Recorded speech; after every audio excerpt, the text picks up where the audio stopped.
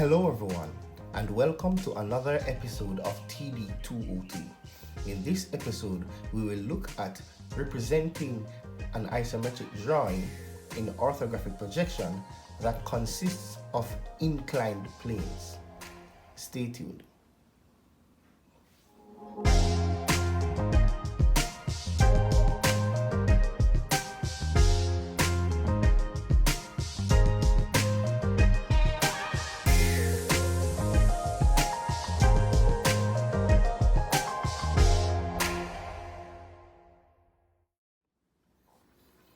Okay, so this is the drawing that we are going to convert or represent using orthographic projection. And today we are going to specifically use first angle projection, meaning that we'll draw the front view at the top, the plan view below, and the side view or end view. In this case, it's the right end view. So we'll place it over the left, right? Please remember that in first angle projection, things are kind of mixed up, right? Whatever side you're drawing, you put it on the opposite side. Meaning if you're representing the right side, you place it on the left, to the left of the front view. And if you're drawing the plan, you will place it below the front view as opposed to above the front view in the case of third angle projection. Now, before we attempt to draw this drawing or reproduce this drawing in orthographic projection, let's analyze it first. As we can see, this measurement is 50 millimeters. This is 35 millimeters, 30 millimeters, 20 millimeters, and 70 millimeters. There are some measurements that are not given. For example, the length of this line. And by the way, as you may have realized, this is what we refer to as an inclined plane, meaning this plane is slanted at an angle. We do not know this angle, but we do not need this angle due to the fact that we can easily establish this line and this line. Let me tell you how. Let's say you're drawing this shape in isometric projection. You would have known the length of this side, the length up to this point, which is 35. You would have known the length of this line, which is 20, 20, 35. You'd have also known the length of this line, which is 30, here, which is 20, here, which is 30, and here, which is 20. Now, these are the points that will connect. So, even if you don't know these measurements, there are enough measurements there that would enable you to construct this drawing. Now, the case is the same for orthographic projection. As a matter of fact, it is easier. Now, let's analyze the front face. It's normally easier to approach the front face. All right. Remember when we were in when we were talking about isometric projection, we said that the receding lines represent horizontal lines. So in any of the views, this would be a horizontal line. This would also be a horizontal line. All the lines that recede at 30 millimeters, the lines that you would use here 30 degrees set square to draw, those are actually horizontal lines. This line, on the other hand, you did not use your set square and the t-square combination to draw this line. And as such, this line and this line is not horizontal. Neither are they vertical. They are slanting at an angle. This line, this line, this line, those three lines are vertical. In the views, these lines will be horizontal. This one, this one, this one, and this one. Horizontal, while these will be vertical. And these will slant at an angle. So if we're going to draw the front face first, we already know that this line will be horizontal. And we draw it using the measurement 50. This part will be 70 millimeters. This part would be 30 millimeters. And we know that it's supposed to be horizontal. We don't know this line. We don't know the angle or the distance, but we know the length of this side. So we go by 35, and all you would need to do is to connect the points. And there you have the front view. So let's do that using our t-square. Let's do that using our t-square at this time. Okay, so I'm measuring ahead of time. This is my 70 millimeters. I'm ensuring that I don't draw the line too far up or too far down because I need space for the other views. So I think here should be good. If I draw the line, the baseline here, remember the front view will be at the top in this case because we're using first angle projection. And I'm also going to leave space over this side to draw the orthographic symbol. So the baseline is 50 millimeters, as you can see, and that is a horizontal line, as I've explained before. So I'm measuring 50 millimeters, and I'm going to draw a horizontal line in construction lines. Then I'm going to measure 70 millimeters. And I'm going to draw another horizontal line. And if you notice, I've also left space so that you can dimension the drawing. You have to think ahead of time about these things.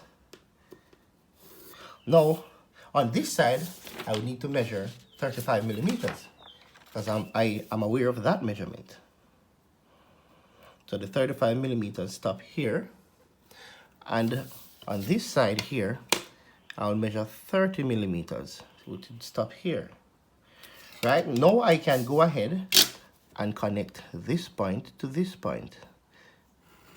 I can go ahead and brighten it because I know it should be brightened. And this is the inclined plane that I was talking about. It will only be represented by a line because this inclined plane, you are not able to see from the front view. This, interestingly, you can see it from the side view and from the plan view. That's the beauty about inclined planes. They can be viewed from two views. All right, so let's continue to brighten the shape or outline the shape.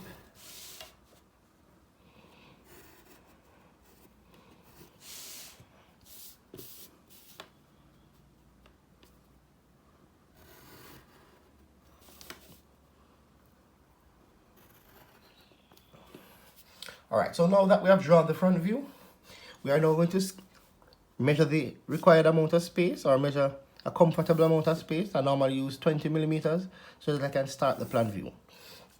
Now, if you look at the plan view, you will realize that this face from the plan, from above, from the bird's eye view will definitely be shown, right? And this is the measurement, and this is the width of this face. This is the width of the other face, right? If you notice, this line is represented by here. So you don't have to measure the 30 millimeters again. All you have to do is to transfer the measurements down. Transfer this point downwards, also this point downwards. You'll also need the end point to be transferred down. And if you notice, you can immediately notice that this length will not be shown on the plan view. Right? Since it's slanted, you will not see the full length or its true length looking at the plan. If you want to see its true length, you'd have to look as a slanted, what we refer to as an auxiliary view. Right? So we know the thickness is 20 millimeters, and we can now go ahead and measure that.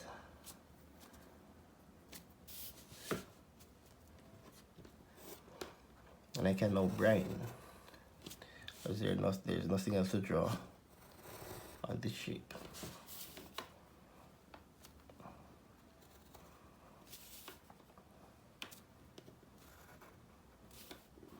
Please note that if this was drawn in third angle projection, this shape would be positioned exactly as his. However, it will be at the top and not the bottom.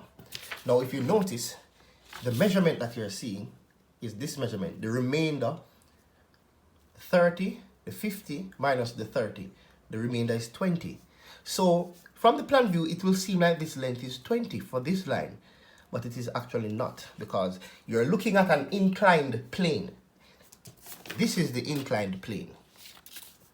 Okay, so let's now proceed to do the side view or the end view. Normally, when we wanted to transfer measurements from the plan view and the front view for the third angle projection, we normally look for the point that is the highest point in the direction where we are going to draw the view. In this case, we are going to look for the point which is the lowest on the side that we are going to draw the view. So we are going to draw, if we look at the drawing, we are seeing the right view. However, we are going to draw it to the left. So along this line will be that point. And the lowest point is here. Remember I said before that this point may or may not land on the shape. In this case, it is on the shape. So I'm going to draw a 45-degree line downwards to the left to transfer measurements from the plan view up to the side where the end view will be drawn. We're drawing the right view to the end. And we only need to transfer 2 lines because these 2 lines serve for these points, and these points.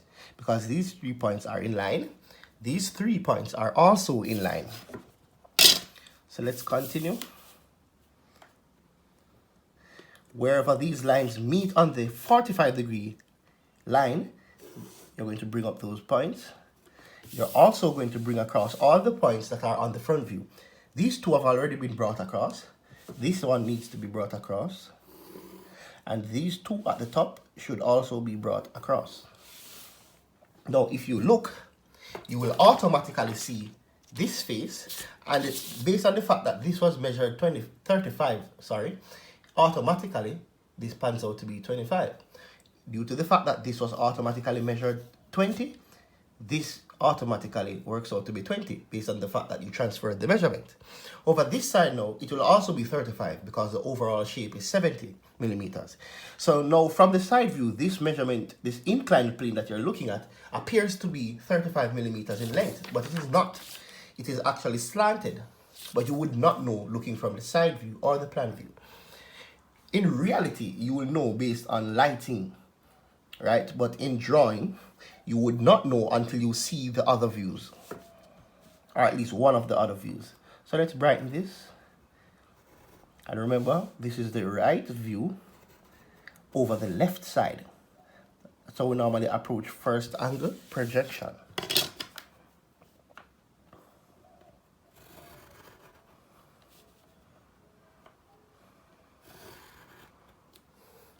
All right, so there you have it. The 3 views for an isometric object containing an inclined plane. So this is the inclined plane, and please remember that an inclined plane will show on 2 views. In this case, it is shown on the plan view and on the side view. As you can look on the drawing, you will realize that you will not be able to see this plane from the front view. You are only going to see it from the plan view or from the side view. We'll now go ahead and draw our orthographic symbol, then followed by the dimensions.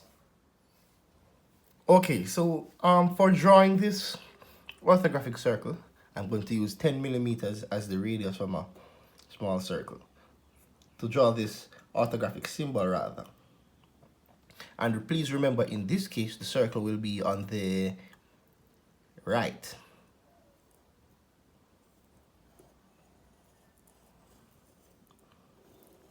So I've just opened the compass to 10 millimeters.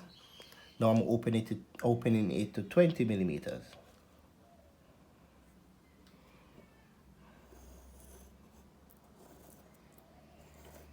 I'm using the same center that I've used to draw the first circle to draw the second circle. Please note that you don't have to use these measurements, but the measurements must correspond, and I'll explain in a bit. You are now going to draw center lines through the center of the circle, or the center of the circles rather.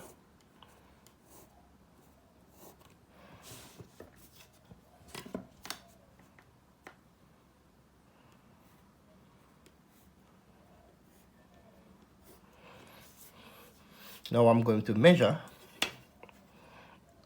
25 millimeters, or rather 50 millimeters.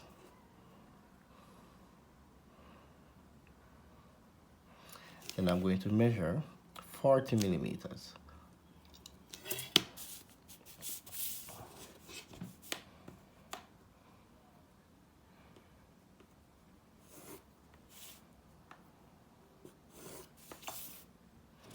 Then I'm going to transfer measurements from the top and bottom of the circles.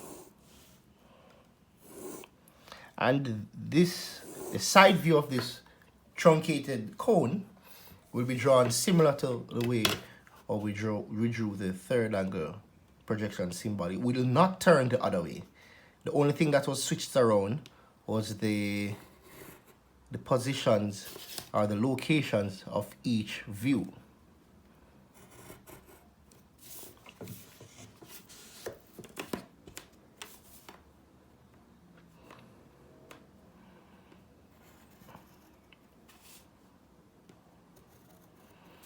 Okay, so now that I've drawn the orthographic symbol, I'm now going to proceed to draw or insert the dimensions. Okay, so now let's begin. We can use the construction lines that are there. I normally estimate to about 1 centimeter. It doesn't have to be, but don't put it too close. So on this line, I'm going to put arrows to indicate this measurement.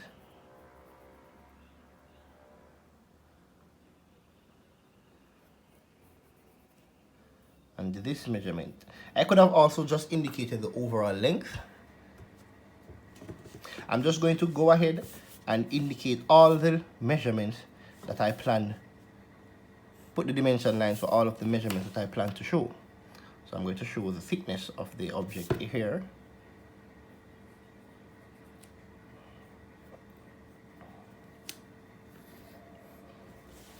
I am also going to show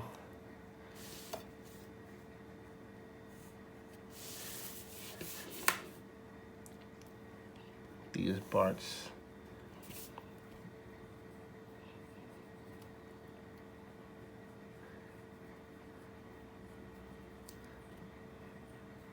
And like I'm showing these measurements here, I can just show the overall measurement over the other side, because I would already know this measurement. So I'll do it like this.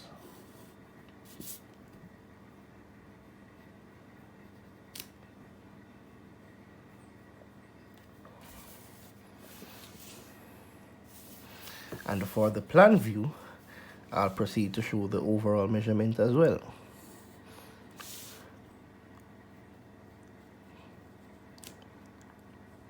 The overall width. Alright, so after doing that, I am going to proceed to put my guidelines, and the space is about 3 millimeters. I'm estimating mine, but until you get to a level that you can estimate it correctly, please proceed to measure. So this measurement is 30 millimeters. This one is 20 millimeters. And as such, the one at the top should be 50 millimeters.